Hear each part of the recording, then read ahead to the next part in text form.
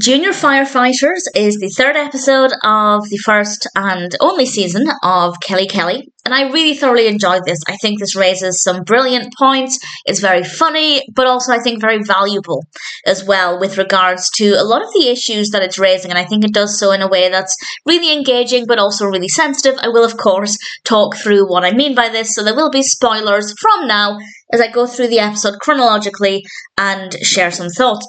And it starts off actually with a family fire drill. I have to say, I love their enthusiasm. Kelly is not particularly enthusiastic because it's the middle of the night, but everybody else is really getting in on it. And I feel like family fire drills should be more of a regular thing, but just maybe not in the middle of the night. We then have the main narrative established, and this is revolving around this junior firefighter event that the fire station puts on. And Maureen is really enthusiastic about this. Sean, not so much. We then cut to the next scene where the main theme is kind of established. Maureen is wrestling with Brian.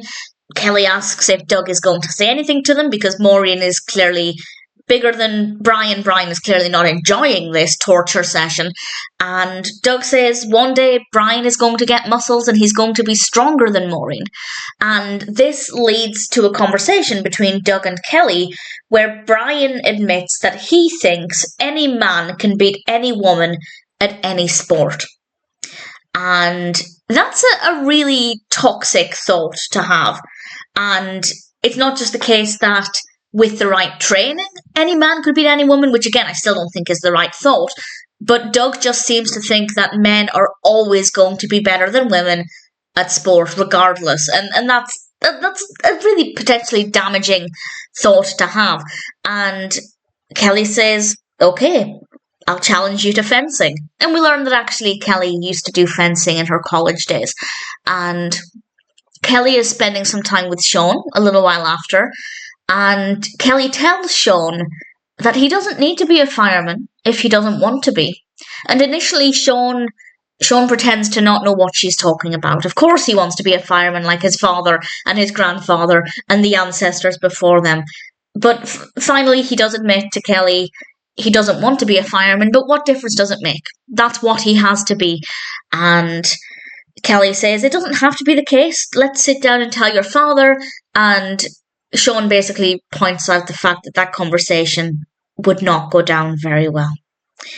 And while this doesn't excuse it, I do like the fact that we immediately find out where some of Doug's attitude comes from because we're back down at the fire station with Doug's father. And Doug's father has clearly given Doug these toxic attitudes.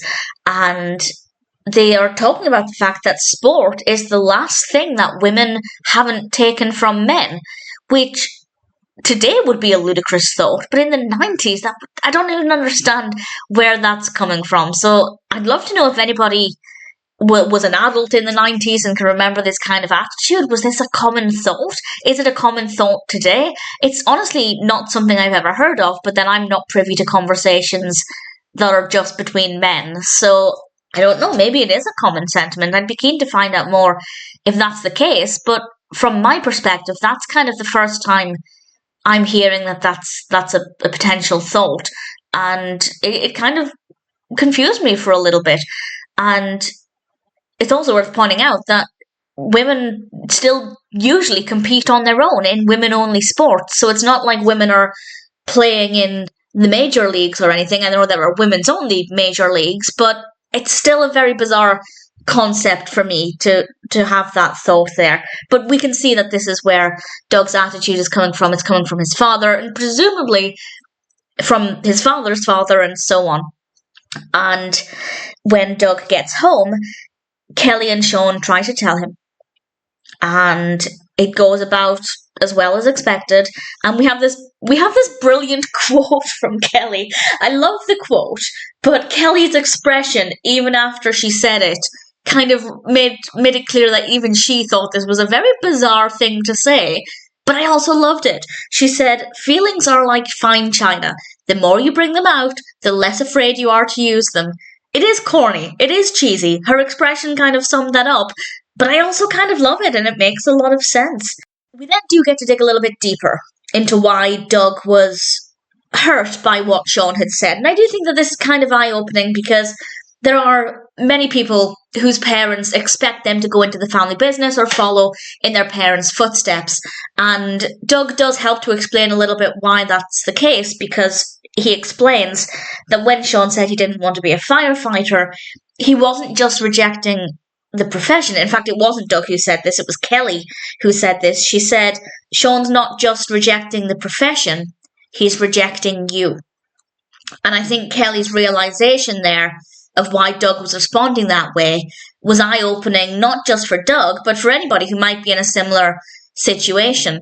And I think that that was a really interesting thing to include here, and I think really valuable. Even more interesting, though, in my opinion, is when Kelly suggested Maureen. It's not like none of Doug's children want to be firefighters. Maureen is exceptionally enthusiastic, and more eye-opening, in my opinion, is Doug's response.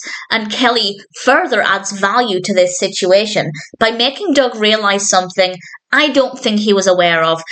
Doug says, and I quote, "It's not for a woman. Not only is it dangerous, but every day she'd be pushed around and harassed by men that think just because she's a female she can't cut it."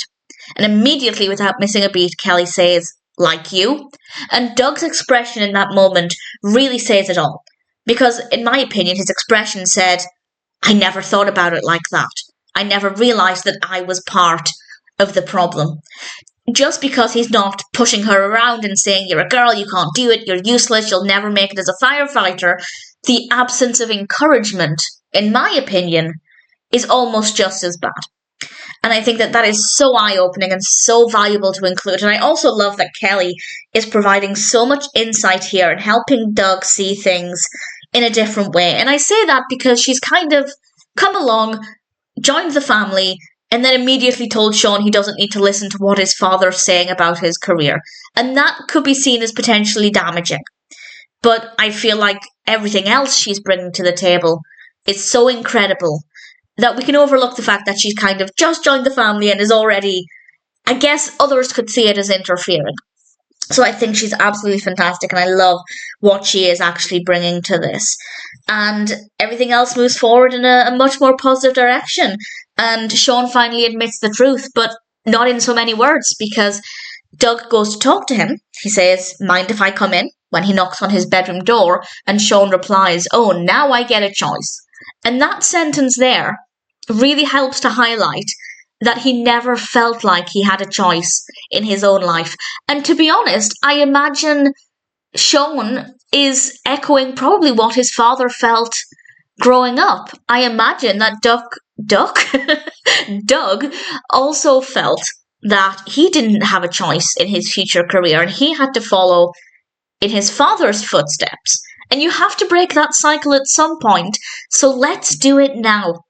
And we then carry on with the junior fire chief competition, and Maureen makes it to the finals, and Doug actually finally starts to feel proud of her because A, no girl has ever made it to the finals, and B, no 13-year-old has ever made it to the finals. How amazing that his young female child is succeeding like this.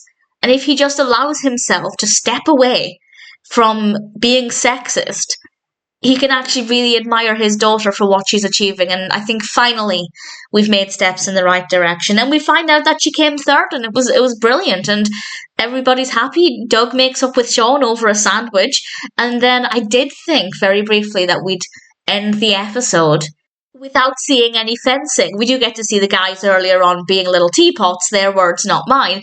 But actually we do end the episode with a couple of minutes of fencing, and it's an absolute joy, and I really enjoyed it. And it was a really positive, upbeat way to end the episode with Doug and Kelly fencing, and Kelly sliding down the fireman's pole, and then Doug chasing Kelly up the stairs. It was a delight, really thoroughly enjoyed it. But I think this episode addresses so many important topics, and I think it gives so many different perspectives as well. So valuable, but with some comedy in there as well to keep it a little bit lighter and definitely entertaining. Junior Firefighters is definitely a really delightful episode, and I'm looking forward to finding out what the rest of this season has in store.